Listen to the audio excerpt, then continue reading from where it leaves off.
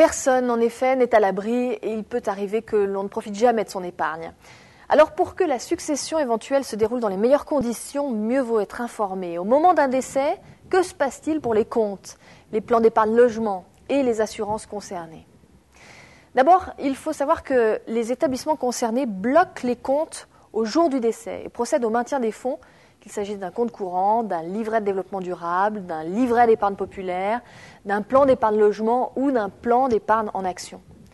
Les chéquiers, cartes bancaires et autres modes de paiement devront également être retournés à la banque. Pour faire ensuite débloquer les comptes, plans et assurances, les héritiers ou bénéficiaires devront justifier de leurs droits au moyen d'un certificat dit d'hérédité ou de propriété. Une fois le règlement de la succession effectué, le transfert des capitaux, des droits ou des titres pourra avoir lieu conformément à l'acte de dévolution successorale, mais aussi aux dispositions fiscales en vigueur au moment de la disparition.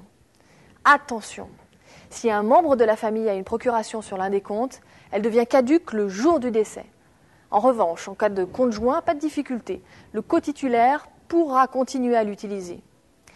Enfin, si vous étiez titulaire d'un contrat d'assurance vie, tout le capital acquis au fil du temps sera versé à la ou les personnes bénéficiaires désignées au moment de l'adhésion. Et oui, c'est aussi en choisissant différents supports d'épargne que l'on prépare sa succession.